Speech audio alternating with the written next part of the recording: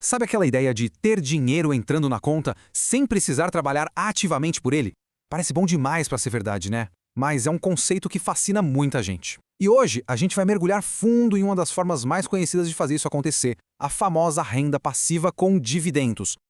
Pois é, a pergunta que não quer calar é sempre essa. Dá mesmo para ganhar dinheiro dormindo? E olha, a resposta mais direta é sim. E é exatamente isso que a gente vai desvendar agora, como é que isso funciona na prática, especificamente com o investimento em dividendos. Ok, mas o que é isso na prática, afinal? Bom, renda passiva com dividendos é, de um jeito bem simples, receber uma partezinha do lucro de grandes empresas ou, então, dos aluguéis de vários imóveis. A palavra mágica aqui é passiva. O que isso quer dizer? Que o dinheiro vem do rendimento dos investimentos e não do suor do trabalho diário de quem investiu. Beleza. E para construir essa fonte de renda, existem basicamente duas ferramentas principais no mercado financeiro. De um lado, as ações de empresas. Do outro, os fundos de investimento imobiliário, que a gente chama de FIIs. Bora entender a diferença entre eles? Olha, a diferença aqui é crucial, viu? Quando se compra uma ação, a pessoa vira tipo uma sócia da empresa. Aí recebe uma parte do lucro dela, normalmente a cada 3 ou 6 meses. Já nos FIIs, a coisa é diferente. A grana vem dos aluguéis de imóveis, sabe? Pensa em shoppings, galpões, e o legal é que o pagamento costuma ser todo mês. Resumindo, ações têm um potencial de valorizar muito, de crescer. Já os FIIs são mais focados em botar aquele dinheirinho recorrente no bolso, um fluxo de caixa constante. Falando de ações, o segredo para quem busca dividendos é focar em estabilidade. As empresas que mais pagam geralmente são de setores que a gente chama de perenes, sabe? Mais previsíveis. Pensa comigo: energia elétrica, bancos, saneamento, seguros, telecom. São serviços que todo mundo precisa, todo dia. Por isso, os lucros delas são mais constantes, não mudam tanto. Historicamente, elas dividem uma bela fatia desse lucro com quem é acionista. Agora, pulando para o mundo dos FIIs, aqui a renda mensal vem de fontes bem, digamos, concretas. De tijolo mesmo. Aluguel de shoppings, de galpões logísticos enormes, de prédios de escritórios, ou então pode vir de dívidas do setor imobiliário, que são os famosos fundos de papel. E o rendimento mensal geralmente fica ali entre 0,7% e 1,2% do valor investido. Para quem quer ver o dinheiro pingando na conta todo mês, isso é bem atraente. Tá, a teoria bonita faz sentido, mas, e na prática? Quanto de grana isso pode gerar de verdade? Chegou a hora de botar os números na mesa. Vamos ver um exemplo bem concreto para a gente conseguir visualizar esse potencial. Vamos imaginar, então, um ponto de partida, ok? Digamos que exista um patrimônio já investido de R$100 mil. É um número redondo, bom para a gente fazer as contas e entender a lógica por trás dos rendimentos.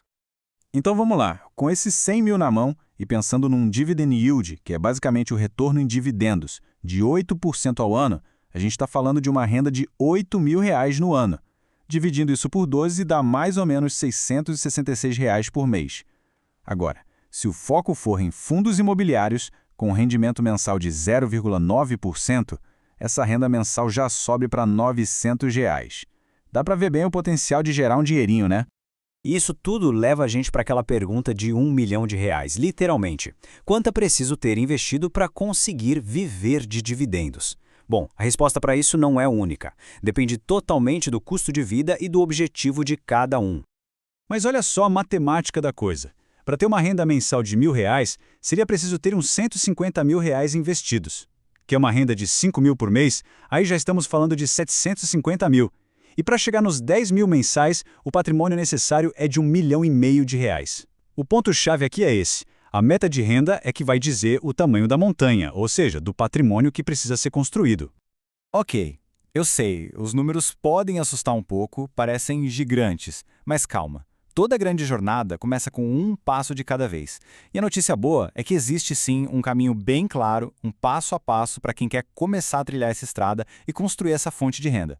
Esse plano pode ser resumido em 5 passos simples. Primeiro passo: abrir conta numa corretora. É o básico. Segundo, e esse aqui é super importante, estudar, entender as empresas e os fundos onde o dinheiro vai ser colocado. Terceiro, disciplina, comprar um pouquinho de ativos todo santo mês. Quarto passo, e aqui está o pulo do gato para acelerar tudo, reinvestir cada centavo de dividendo que entrar na conta. E por último, o quinto passo, acompanhar, ver o patrimônio e a renda crescendo com o tempo.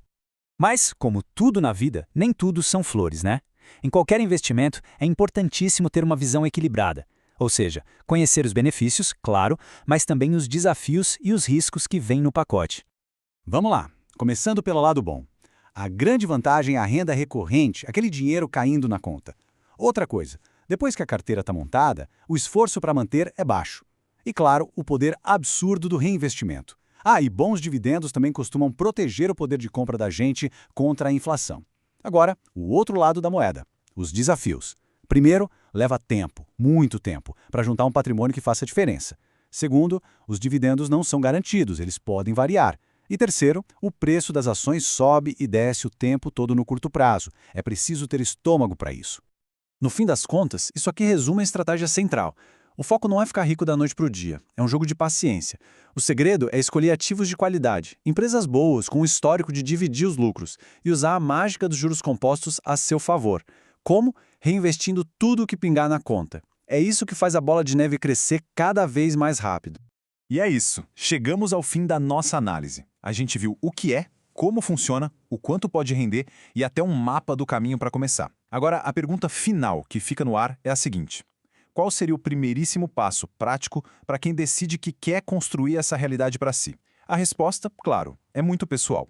Mas uma coisa é certa: o conhecimento, entender onde se está pisando, é, sem a menor dúvida, o ponto de partida de tudo.